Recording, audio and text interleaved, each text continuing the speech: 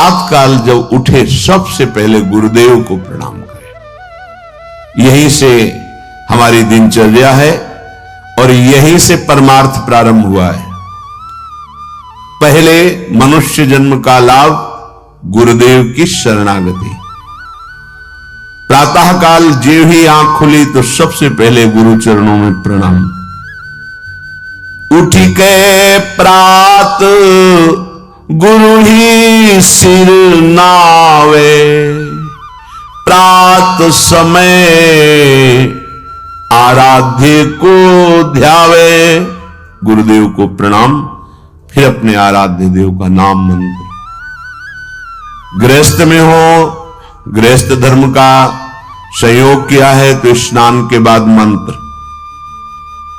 विरक्त है तो हर समय पावन है। सैया पे उठा, गुरुदेव को प्रणाम और मंत्र जाप प्रारंभ। जब शौच आदि लगे तो उसकी नित्य क्रिया। गृहस्थ है, गृहस्थ धर्म का संयोग किया है, नाम जप कर सकता है पर उस सैया पर मंत्र जाप नहीं। पवित्र होकर के फिर अन्य आसन पर बैठकर मंत्र जाप करें।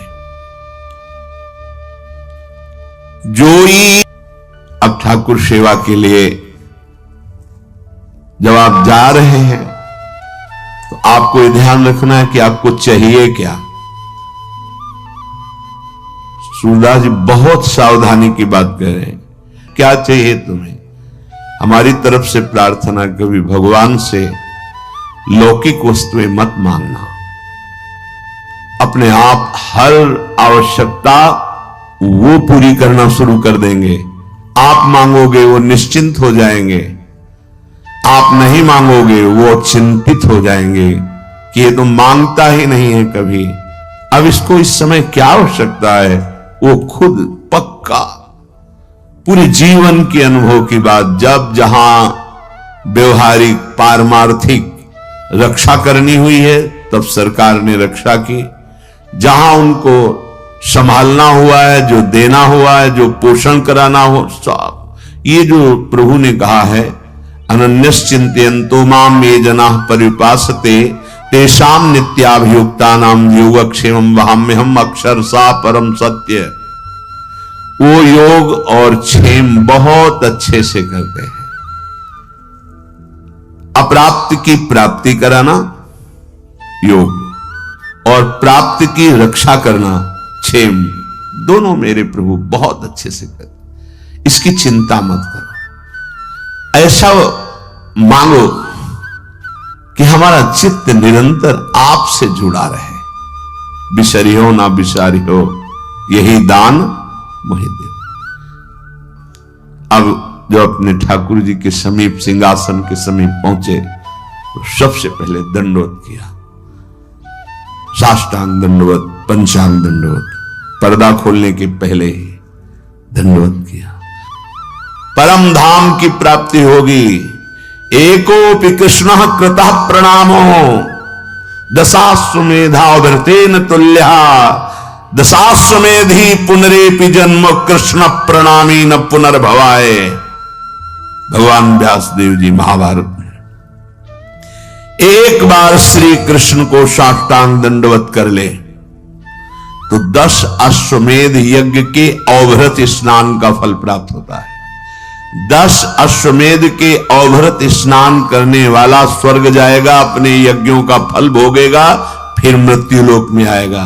लेकिन कृष्ण प्रणामी न पुनर्भवाय। दशाश्वमेधि पुनरेपि जन्मो, तो कृष्ण प्रणामी न पुनर्भवाय। बड़े प्यार से अपने लाडली को साष्टांग दंडवत करो, पंचांग दंडवत करो, फिर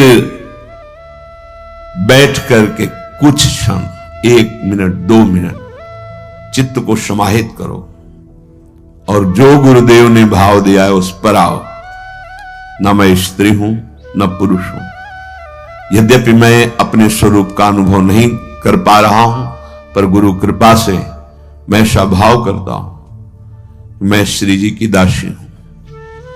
प्यारी जो हमारी सखी हैं, हम उनकी सखी हैं। स्त्री पुरुष ये वर्दी है, पोशाक है। सच्चे मानिए, ये मैं नहीं हूं कि हम पुरुष होके कैसे। बनिता पुरुष भाव मिट जाए, सेवे ललितादिक के भाई। हित सजनी जी है पुरुष रूप में, आचार्य रूप में विराजमान है। गुरुदेव है पुरुष रूप में दिखाई दे रहे और सखी स्वरूप से सेवा में विराजमान है। ये बाहरी पोशाक है, आत्म स्वरूप का ये स्त्री पुरुष शरीर से कोई संबंध नहीं है। जो स्वरूप है वही सहचरी है। स्थूल शरीर, सूक्ष्म शरीर, कारण शरीर, तीनों शरीरों से परे यातना शरीर, देव शरीर, संकल्पित शरीर, इन सब से परे ये सच्चिदानंद बपू किशोरी जी का प्रतिबिंब रूप, मानो जैसे एक शीशे के महल में लाखों अपने रूप दिखाए, ऐसे किशोरी जी के लाखों प्रतिबिंब स्वरूप से चर्याएं और कोई नहीं। किशोरी मात मानम कि विश्व कुमारी नुकले, अपने को, अपनी आत्म स्वरूप को वो किशोरी रूप में अनुभव करता है गुरु प्रताप से। तो हम भावना करते हैं, अपनी तिलक रचना करते हैं, शरीर में जय मनाते हुए गुरुदेव के, आचार्य के जो द्वादश तिलक है उनकी रचना रच के करते हैं। और उस समय हम भाव करते हैं कि हम श्री जी की दासी। अगर ऐसा पुरुषत्व भाव बहुत जोर का है तो हम प्रिया प्रीतम के दास हैं, ऐसा शुरू कर दो। हरिवंश बलिदासुरी तुम जो कंचन तनी, लाल मरकत मनी, उभय कल हंस, हरिवंश बलि दासुरी। दास भाव, मैं दास हूं प्रिया प्रीतम का, यहां से शुरू करो, आगे बड़ी की मात्रा लग जाएगी, वो स्थिति आ जाएगी। तिलक रचना करके अपने को एक क्षण भाव में पहले लाओ। अब मैं परिचर्या में जा रहे हो, अब किसकी परिचर्या में जा रहे हैं? तो सामने भाव करो, हमारे श्यामा श्याम विराजमान है। निज ठाकुर को ध्यान लगावे, ध्रुव प्रहलाद की पदवी पावे। बड़े बड़े महाभागवतों को जो पद मिला है, सुख मिला है, वो उस उपासक को सुख मिलता है। सेवा के पहले ध्यान करो, हम किसकी सेवा करने जा रहे हैं? गौर श्याम जोरी, अद्भुत जिनका सौंदर्य, अद्भुत प्रभाव, अद्भुत महिमा, मैं उनकी सेवा करने जा रहा हूं। ध्यान एकाग्र करे, ध्यान कहीं और, पर्दा हटा रहे, सेवा बहुत सावधानी से। हम किनकी सेवा? श्यामा श्याम की सेवा। जिन हरि को चरणामृत लियो, वैकुंठ में अपनो घर कियो।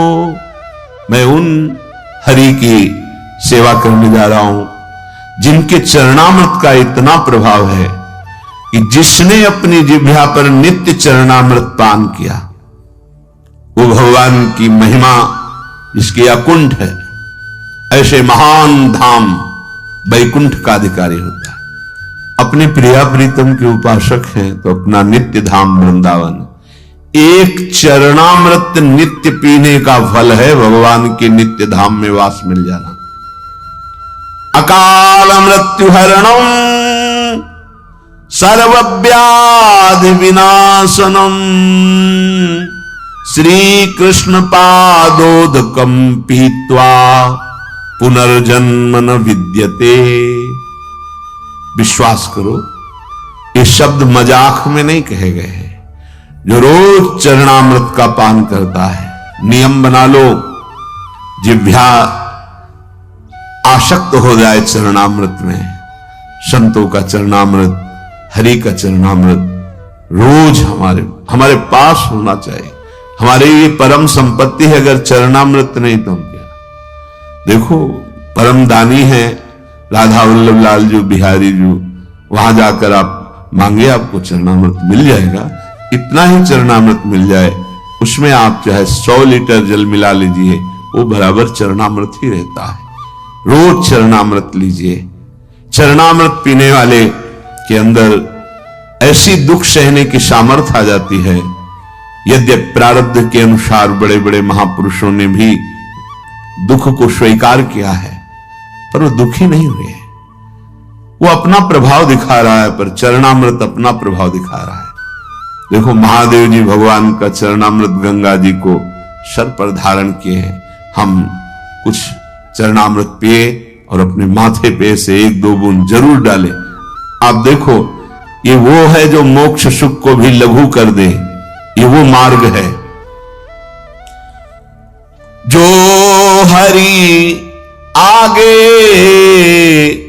बाजित्र बजावे, 3 लोक रजधानी पावे।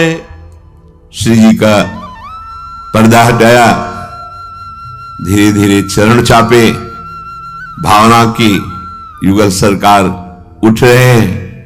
अब पद के द्वारा उठाया जा, जागो मोहन प्यारी राधा। हारमोनियम बज रही, मंजीरा धीरे से मृदु मृदंग बज रही। ये जो बाजे बजा रहे ना, ये त्रिभुवनपति की राजधानी को प्राप्त होंगे। जय जय वृंदावन रजधानी, जहां विराजत मोहन राजा श्री राधा महारानी। जय जय वृंदावन रजधानी। ये सदा सनातन इकरस जोरी, महिमा निगम न जानी। जय जय वृंदावन रजधानी। ये खिलवाड़ मत समझ लेना। ये जो आप हारमोनियम, संगीत, मृदंग आदि आप बजाते हैं प्रियालाल के सामने, केवल बजाते हैं ना, इसी से राजधानी की प्राप्ति हो जाएगी, वृंदावन राजधानी की। जो हरि आगे बाजित्र बजावे, 3 लोक राजधानी पावे।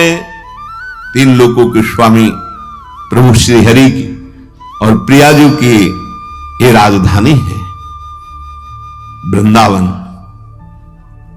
जब आप हारमोनियम पे बैठे तो सबसे पहले उसको प्रणाम करें। आप मंजीरा उठाएं तो माथे से लगाएं। जो भी वाद्य है पहले उसे प्रणाम करें, क्योंकि ये प्रियालाल की सेवा में आए। सारा खेल भाव का है। पूज्य पंडित श्री गया प्रसाद जी महाराज बाबा जिस सोहनी से ठाकुर जी के वहां सोहनी करते थे, ठाकुर जी के भवन में, वो जब घिस जाती थी तो जैसे प्रिय का वियोग असह्य होता है, ऐसे माथे से लगाते, हृदय से लगाते। और आपने बहुत दिन हमारे ठाकुर सेवा में सहयोग दिया और उसे लेके जाते गिरिराज जी की तलहटी में रज खोद कर फिर अंदर विराजमान, पोछा लगाते, जिससे वो जब फट जाता तो आंखों से लगाते, माथे पे लगाते। आप हमारी श्री जी की सेवा में रहे हैं। फिर उसे गिरिराज जी की तरह भाव का सारा खेल। ये जो आप वाद्य बजा रहे हैं, इनको साधारण वाद्य मत समझिए। ये कुछ विशेष भजनानंदी वाद्य बने हुए हैं जो श्री जी के सामने बज रहे हैं। नहीं कहीं और भी बजते हैं, नहीं बजते। वाद्य तो वाद्य ही है, लेकिन ये वाद्य साधारण नहीं। इन्होंने पूर्व जन्म में भजन किया और ये वाद्य रूप हुए। सब जगह प्रभु विराजमान हैं। ये जड़ चेतन देखने का भेद है। ये आए हुए हैं हमारी श्री जी की सेवा में। मंजीर, मृदंग, हारमोनियम, ये जो भी, इनको प्रणाम करो। हमारे श्री राधा वल्लभ लाल जी के सामने जब समाज होती तो आप देखो मृदंग में पोशाक होगी, और पूजन जब होता है तो वाणी जी का पूजन, हारमोनियम, मंजीरा, मृदंग, सबको तिलक, सबका पूजन, सबको प्रणाम। बहुत सावधानी रखी जाती है कि उनमें चरण न छू जाए, अपने पैर न छू जाए, क्योंकि श्री वहां भाव किया जाता है इस श्री जी की सखियां हैं। श्री जी को सुख प्रदान करने के लिए कोई मृदंग बनी हुई है, कोई मंजीर बनी हुई है, कोई वाद्य और वाद्य बने हुए हैं। जो हरि आगे बाजित्र बजावे, 3 लोक राजधानी पावे।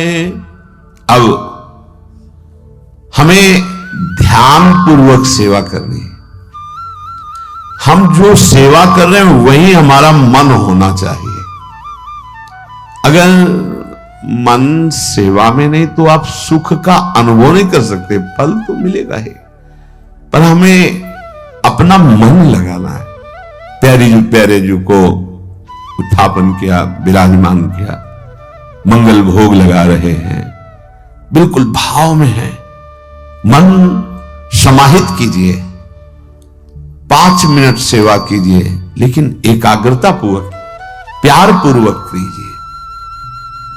हमारे यहां एक लाड़ शब्द है, मतलब अत्यंत दुलार, इसीलिए हमारे युगल सरकार को लाडली लाल, इनको दुलार से, इनको भाव चाहिए। वस्तुएं उतनी नहीं हो सकती जितना हम भाव कर सकते हैं। तो हमारे हृदय में ध्यान पूर्वक सेवा होनी चाहिए। जो जन हरि को ध्यान करावे, गर्भवास में कबहू न जावे। जैसे 4 लोग सेवा कर रहे हैं, ए भाई इधर उधर चित्त मत ले जाइए, आप जो सेवा कर रहे हैं उस पर एकाग्र होइए। अगर आप स्वयं एकाग्र होकर दूसरे को एकाग्र सेवा में करा रहे हैं, बोले वो कभी गर्भवास में नहीं जाएगा, माता के गर्भ में नहीं जाएगा। जो हरि को नित करे श्रृंगार, ताको पूर्ण हुए अंगीकार।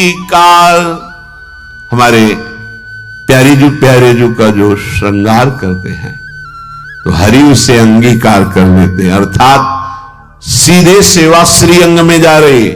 और आपको यही श्रीअंग सेवा करने का सौभाग्य प्राप्त होगा, बिल्कुल कोई संशय नहीं।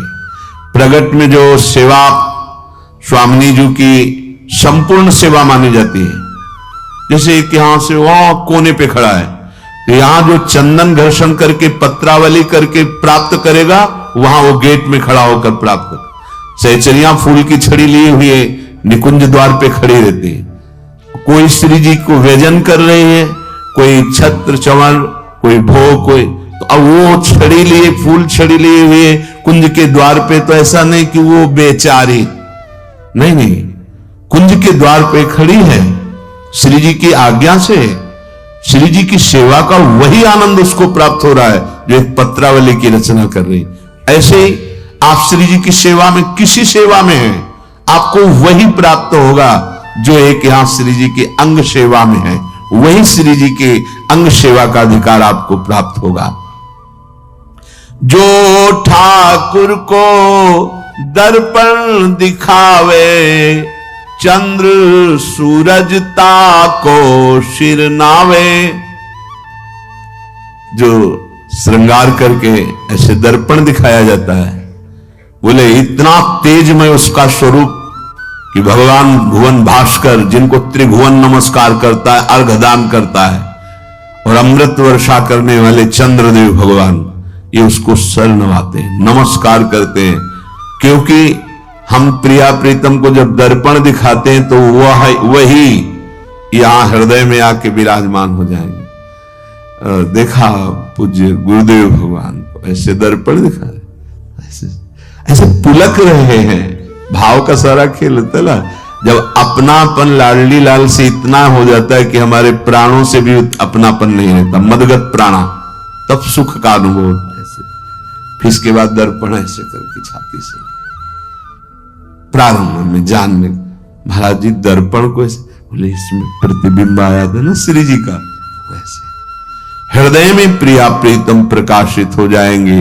बड़े बड़े लोकपाल सूर्य चंद्र आदि उसको नमस्कार करते हैं जो श्री जी को दर्पण दिखाता है। श्रृंगार हुआ, अब अलग अलग सबकी सेवा है, तो जो दर्पण दिखाता है, जो ठाकुर को दर्पण दिखावे, चंद्र सूरज ताको सिर नावे। जो ठाकुर को तुलसी धरावे, ताकि महिमा कहत न आवे। श्री जी के लिए नवीन नवीन कोमल तुलसी की मंजरी, तुलसी जी के पत्र, उनको पिरोकर माला रूप बनाकर श्री चरणों में अर्पित करना, या तुलसी दल अर्पित करना, या मंजरी अर्पित करना, जो ये सेवा कर रहा है, बोलिए वर्णन नहीं कर सकते कि उसको क्या मिलेगा। प्रभु उसके अधीन हो जाते हैं। देखो एक एक बात का कितना आप संपूर्ण सेवा करते हो, आपको श्री जी मिलेंगे, इसमें कोई संशय, कोई संदेह। जो ठाकुर को तुलसी धरावे, ताकि महिमा कहत न आवे। श्रृंगार किया, तुलसी दल श्री चरणों में अर्पित किया, दर्पण दिखाया। ठाकुर को कीर्तन जो सुनावे, एक ये जो आप बैठ करके कीर्तन गाते हैं, आप निश्चित इसी कीर्तन मात्र से श्री जी के समीप पहुंच जाएंगे और आपको सुनाने की सेवा मिलेगी। श्री जी का जस, श्री जी की महिमा, तो दोनों लाडले मुस्कुरा रहे हैं, वहां भी यहां भी, यहां वहां एक ही बात है। नाम बाणी जहां, श्याम श्यामा तहां। नाम बाणी सुनत, श्याम श्यामा नहीं। नाम का कीर्तन कर रहे हैं या वाणी जी का कीर्तन कर रहे हैं।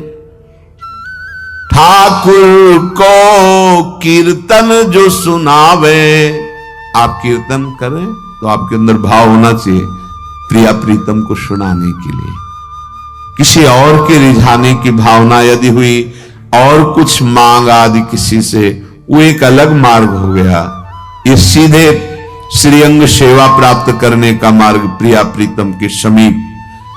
ठाकुर को कीर्तन जो सुनावे, ताको ठाकुर निकट बुलावे। वहां भी कीर्तन सुनाने को मिलेगा, श्री जी का जस गाने को मिलेगा। युगल सरकार मुस्कुराते हैं, बुला करके हृदय से लगाते हैं, अपने गले की माला पहनाते हैं। सुंदर प्रसादी पान की भीड़ निहाल, हर समय महान प्रेम का आनंद उफान मारता रहता है। उनकी रूप माधुरी, उनकी कृपा। हरि मंदिर में जो दीपक करे, अंधकूप में कबहू न परे। अपने प्रभु को श्रृंगारित किया, सुंदर कलश, उसके ऊपर दीपक, जो दीपक सजा के होता है, कभी वो अंधकूप संसार में दोबारा जन्म नहीं लेता। उसके अंदर सुंदर प्रेम का दीप प्रकाशित हो जाता है। प्रेम का ऐसा प्रकाश प्रिया प्रीतम के समीप पहुंचा देता है। जो ठाकुर की सैया बिछावे, निज पदवी लहे दास कहावे। तो बिहारी जी के सामने जो ब्रजवासी डलिया लगाते हैं, तो रात्रि के समय उनसे याचना करते, तो कोई 2 फूल ले दिए गुलाब के, कोई 4 फूल राय बेल के, ऐसे सबसे मांगा, थोड़े फूल हो गए और अपनी श्री जी के लिए से कितना सुख मिलता है। वो ऐसे पंखुड़ी करके और भाव में कि श्री मुझ अधम के पास आपको सुख देने के लिए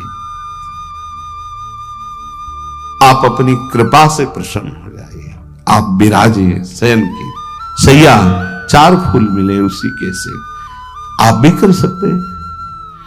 अगर जैसे इस समय सर्दी का समय, छोटा सा कोई टुकड़ा ही अगर कंबल का हम बिछा देते हैं और भावना करते हैं, छोटी छोटी तकिया विराजमान, सैया मेरे प्रिया प्रीतम विराजमान, शयन करा रहे हैं, हमारे आराध्य देव इस पे शयन करें। प्रभु को भाव चाहिए।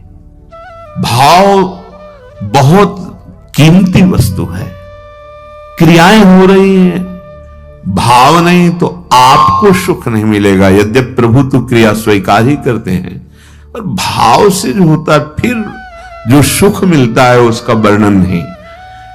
ठाकुर की जो सेज बिछावे, निज पदवी लही दास कहावे। यहां सेज बिछाइए तो आपको कुछ भाव जब बनेगा तो फिर आप देखने लगेंगे कि सैया में प्रभु विराजमान है। एक बार जयमल जी का नाम था, वो ठाकुर जी को शयन करा करके अपने ऊपर महल में गए, खिड़कियां खोली, हवा आ रही आराम से। बड़ा हृदय चुभा कि हम तो महल के ऊपर ऐसे सुंदर हवा, और ठाकुर जी को ऐसी जगह शयन करा, एक महल बनाया अपने महल के बराबर और ऊंचा, और कोई सीढ़ी नहीं, बाहर से सीढ़ी लगा करके महल में चढ़ करके वहां सैया की रचना, प्रिया प्रीतम शयन करें भाव, और सब खिड़की ऐसे सुंदर खुली, जाली लगी और सीढ़ी हटा ले, कोई नहीं जाएगा वहां, कोई नहीं जा सकता, ऐसे महल की रचना की। उनकी जो पत्नी थी, उन्होंने देखा कि रात्रि में सीढ़ी से चढ़ के जाते हैं, कुछ समय बाद आते हैं, किसी को जाने नहीं देते, कड़ा पहरा है, तो है क्या ऐसा है, कौन ऐसा है जिससे इतना एकांत में मिलते हैं? वो उनकी भावदशा को नहीं समझ पा रहे। सुंदर दुग्ध फेन जैसी, वो तो राजा ही थे, सैया बिछाकर सुंदर तकिया रखी, आसपास सुगंधित द्रव्य और भोग सामग्री ऐसा, और फिर चरण चाप रहे, फिर वो उतरते और सीढ़ी हटा देते, और सख्त पहरा, वहां कोई चढ़ेगा नहीं, आवाज नहीं, ऐसा। वो तो रानी थी, उन्होंने जो वहां सुरक्षा में थे आदेश किया सीढ़ी लगाइए, अब उनसे कौन मना करे, चढ़ के गई तो सैया में कोई, तो उनको और शक हुआ, कोई शोर, मतलब इससे मिलने आते हैं, ये कौन है? जाके जी हटाया तो देखा गौर श्याम जोड़ी सहन कर रहे। कांप गई कि मैं क्या सोच रही थी, ऐसी अद्भुत सौरभ, ऐसे साक्षात प्रिया प्रीतम सहन कर रहे, और शरीर कांपने लगा। देखो, संबंध से भगवान कृपा करते हैं, भक्त की अर्धांगिनी है, जैसे तैसे हिम्मत की सीढ़ी से उतर के आई, सीढ़ी हटाई, बेशुद्ध, अश्रु चल रहे हैं, विकलता। जब जयमल जी घाय तो देखा कि बेशुद्ध, बेशुद्ध कैसे हो, ये तुम्हारे तो अंदर तो सात्विक भागवतिक भाव दिखाई दे रहे हैं। तो उनका क्षमा कीजिए, आपकी आज्ञा का उल्लंघन हुआ, मुझे ऐसा लगता था आप किससे मिलने जाते हैं। तो मैंने आज्ञा करी और सीढ़ी लगवाकर ऊपर गई तो देखा कि जुगल सरकार सहन कर, जुगल सरकार, तुमने देखा, तुम्हारे चरणों में मैं प्रणाम करता हूं, क्योंकि मैं तो केवल भावना करता था और तुम्हें प्रभु दिखाई दिए, और बहुत आह्लादित हुए कि प्रभु हमारी सेवा स्वीकार। संबंध से भगवान बहुत जल्दी रिझते, इनकी लीला बड़ी विचित्र है। सबसे पहले तुकाराम जी की पत्नी को भगवत साक्षात्कार हुआ, संबंध से भगवान बहुत जल्दी रिझते हैं। तो देखो, सेवा की भावना की ना कि हमारे प्रभु शैया विराजमान, खिड़की खुली है, जाली लगी हुई है, तो मानो हमारे पास वो सुविधा नहीं, तो हम भावना तो कर सकते हैं। जो छोटा सा हमारे पास कमरा है, उसी में एक छोटी सी सैया, इतनी ही बड़ी सैया रख दी, तकिया गद्दा, छोटी सी मच्छरदानी लगा दी, मेरे प्रभु इस पे सहन कर रहे हैं। इसका फल क्या होगा? परम पद की प्राप्ति हो। एक एक सेवा का फल, निज पदवी लही दास कहावे, जो ठाकुर की सेज बिछावे, निज पदवी लही दास कहावे, जो ठाकुर को पलना झुलावे, परम धाम सुख अपने घर ल्यावे। अपने ठाकुर को सुंदर अगर आप बड़ा नहीं जान सकते तो आजकल ऐसे भी आते हैं कि छोटे झूला आते हैं, इतने इतने बड़े आते हैं, ऐसे खंभे लगे हुए हैं, पर ऐसे छोटा सा झूला है, नाम सेवा विराजमान कर धीरे से पद गाते झूलत दो नवल किसो, ये भावना है। धीरे धीरे जो ठाकुर को झूला झुलावे, नित लीला में मन प्रवेश करावे। जो ठाकुर को पलना झुलावे, सो परम धाम सुख अपने घर ल्यावे। छोटे को पलना कहते, बड़े को जैसे झूला होता, जो रोज झूला, नित्य लीला में प्रवेश, एकमात्र झूला झुलाने से नित्य लीला, एकमात्र पलना में झुलाने से परम धाम सुख अपने हृदय में प्रकाशित हो जाता है। उत्सव करी मन आरती करे, आह्लादित होकर मानो महान उत्सव मना रहे, सुंदर वाद्यों के द्वारा नाचते गाते हुए प्रभु की जो आरती करते हैं। उत्सव करी मन आरती करे, ताके अधीन रहे श्री हरे। श्री जी और हरि प्रिया प्रीतम उसके अधीन हो जाते हैं जो केवल आरती मात्र करता है। एक एक सेवा का जो ठाकुर को भोग लगावे, वो तो नित परमानंद पावे। जो भी आपके पास है, प्रभु को पदार्थ नहीं चाहिए, आपके भाव चाहिए। सच्ची मानिए, जो सुख भाव में जागृत होता है वो सुख पदार्थों में है ही नहीं, प्रभु आपके भाव पाते हैं। जो ठाकुर को भोग पवावे, इसमें खास बात होती है आपका भाव। खास बात आपके पास है तो ठीक है, नहीं है तो आपका भाव है। जो ठाकुर जी को भोग लगाता है, जो पद दीन यशोदा माए, ता सुख की कछु कही न जाए। जो गति मैया यशोदा को प्राप्त हुई भोग पवाने, वही गति हर उपासक को परमानंद में ही प्राप्त होती जो प्रभु को भोग लगाता है। प्रभु को भोग लगाए, मान लो आप गृहस्थी में ऐसे, कभी ऐसा सौभाग्य मिले कि भगवान के दासों को पवाने का मिले, प्रभु को भोग लगाया और वैष्णव जनों को, पर यह है कुछ नहीं, एक क्षण में नष्ट हो जाने वाली बात है। तत्रापि दुर्लभम मन्येत वैकुंठ प्रिय दर्शनम। इस दुर्लभ संयोग का फल है कि हमें प्रभु के प्रेम में मतवाले भक्तों के संग से प्रभु में प्रेम हो जाए। बस मनुष्य जीवन की दुर्लभता, धाम की ऐसी महामहिम कृपा, श्री लाडली लाल का ऐसा अनुपम अहेतुकी दुलार कि अपने जैसे घोर माया आसक्त जीवों को श्रीधाम की महामहिम रज में बैठने का सौभाग्य, श्रीधाम वृंदावन में आने का सौभाग्य और साधु समागम अत्यंत दुर्लभ।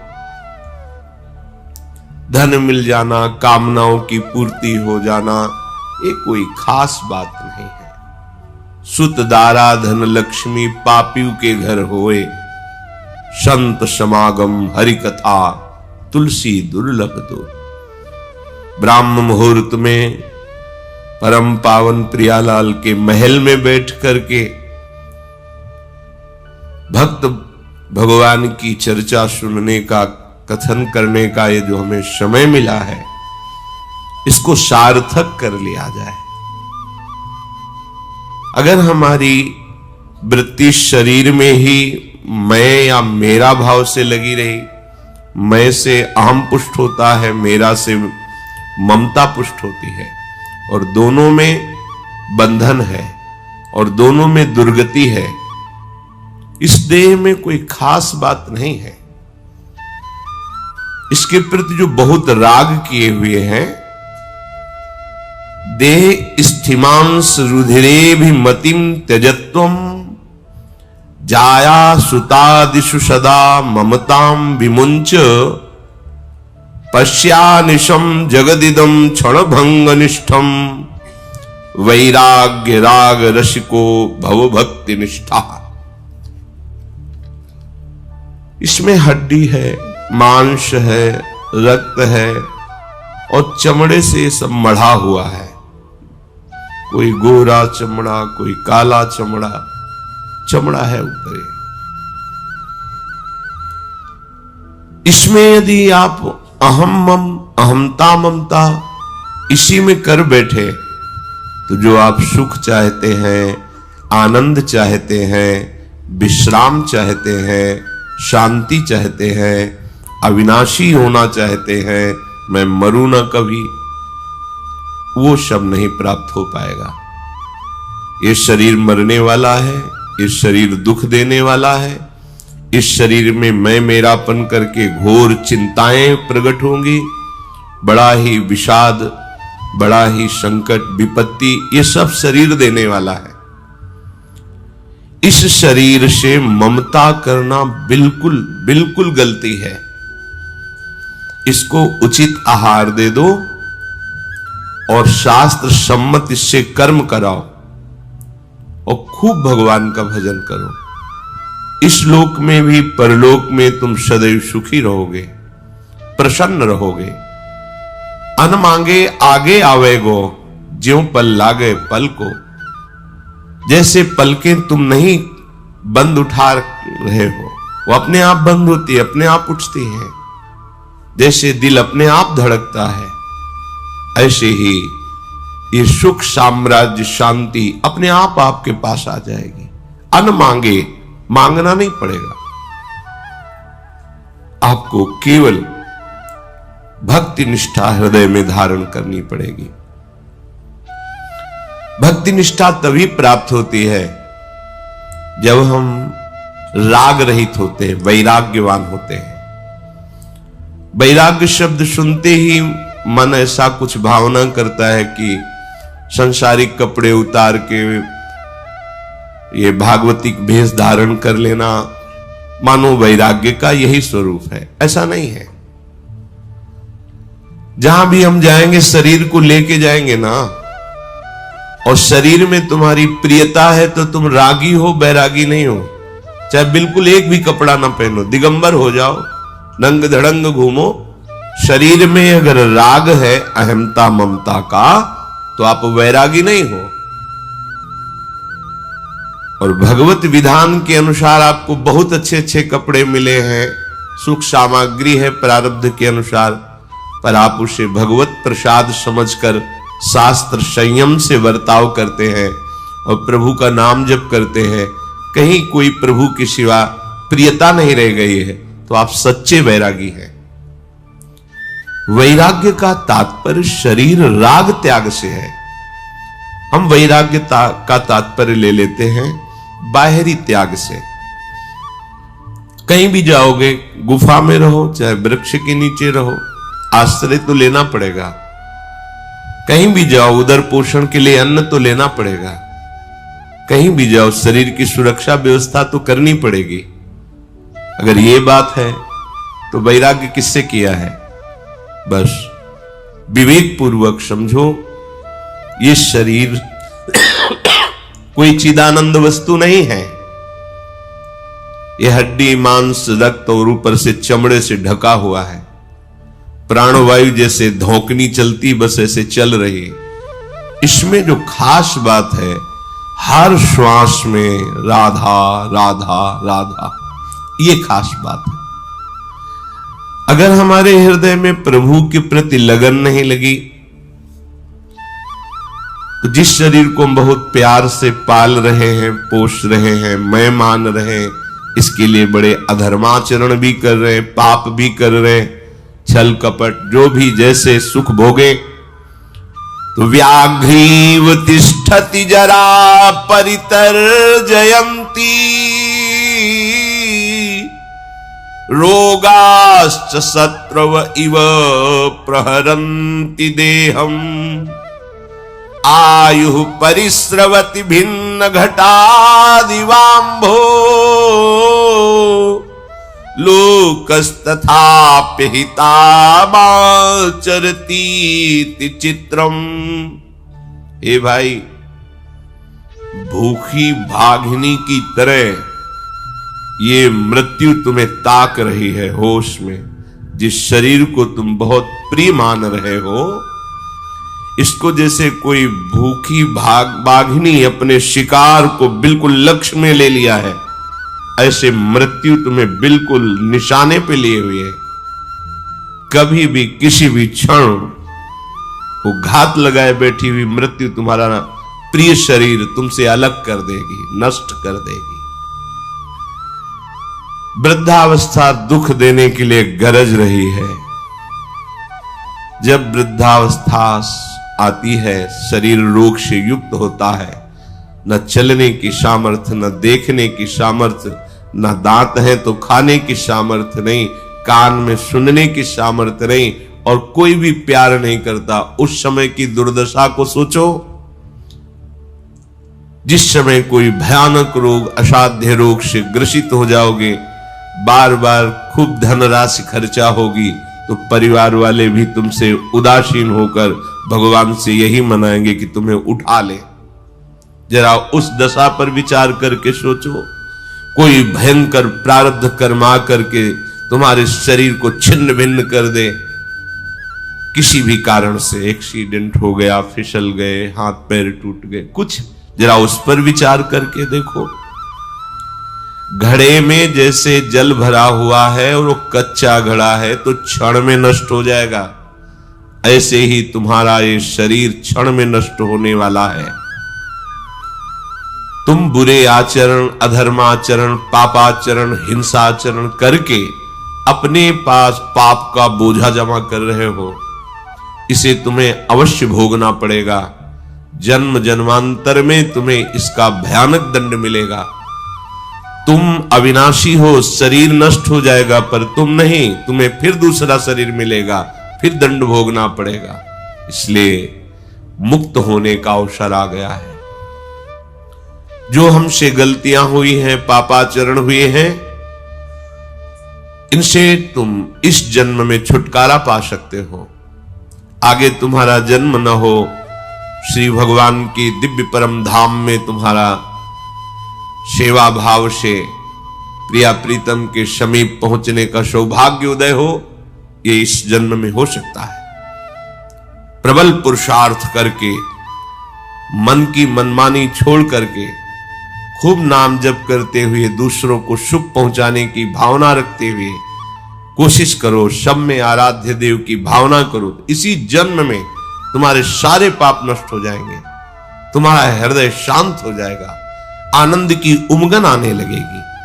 अगर तुम भजन नहीं करोगे, खूब धन कमा लो, खूब वैभव एकत्रित कर लो, खूब मित्र बना लो, पर ईर्ष्यां छिंदि भज क्षमां जहि मदम पापेरतिं मा कृताः सत्यं ब्रूहन् याहि साधु पदवीं सेवस्व विद्वज्जनान् मान्यान् मानय विदुषोऽप्यनुनय प्रच्छादय स्वान् गुणान् कीर्तिं पालय दुःखिते कुरु दया में तत्सतां लक्षणम। तुम्हारे पास सब कुछ है, लेकिन तुम जलन से बच नहीं सकते। तुम्हें ईर्ष्या जला के राख कर देगी। तुम्हारे सामने तुम्हारे जो वैभव, संपत्ति, मित्रता, पद, प्रतिष्ठा है, उससे आगे वाले को दिखाया जाएगा। वो देखो तुमसे बड़ा वैभव वाला, संपत्ति, तुम जलोगे। ऐसा ना सोचो कि अगर इतनी संपत्ति हो जाए, इतना वैभव हो जाए, इस पद पे पहुंच जाऊं, इतने लोग मेरे हो जाए तो मैं सुखी हो जाऊंगा। नहीं, तुमसे बड़े को सामने रखा जाएगा और तुम्हारे हृदय में ऐसी ईर्ष्या प्रकट होगी कि तुम्हारा नाश कर देगी। ईर्ष्या दूसरों का नाश नहीं करती, अपना नाश करती है। जिसके हृदय में ईर्ष्या होती है वो जलता रहता है, उससे ऐसे आचरण होते हैं कि वो अपना ही अपने कर्म के द्वारा नाश कर लेता है। इसलिए इस ईर्ष्या को मिटाने के लिए साधु संग के द्वारा प्राप्त विवेक से खूब भजन करो। भजन की वृत्ति हृदय में आएगी तो ईर्ष्या की अग्नि तुम्हारे हृदय में दाह पैदा नहीं कर पाएगी, शांत हो जाएगी।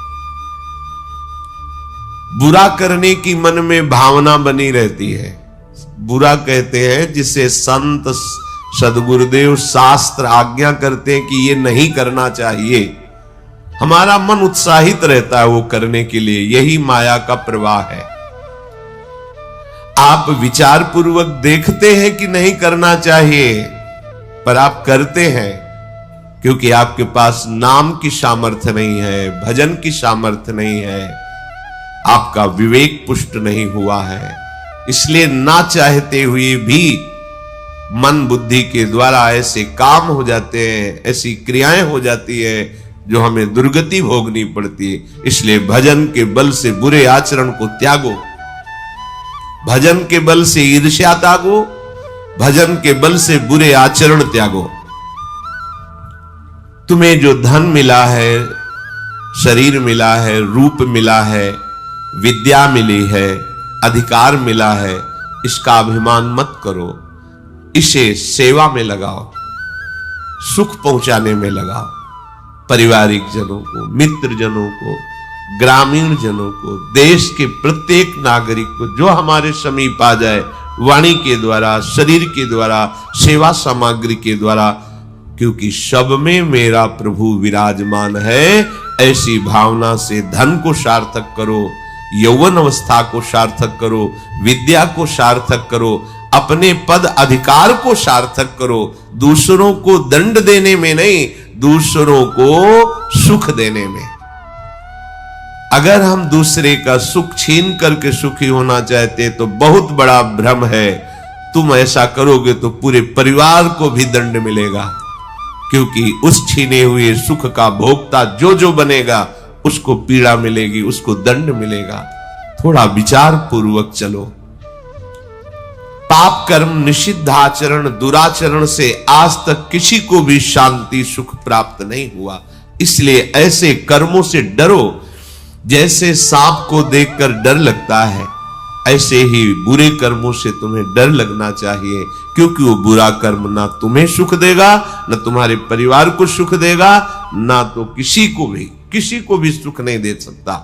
पर हमारा मन, हमारी बुद्धि ऐसा कहती है कि यदि हम ये बुरा कर ले, किसी का धन अपहरण कर ले, किसी के साथ जबरदस्ती कर, ऐसे आदि आदि, तो हम सुखी हो जाएंगे।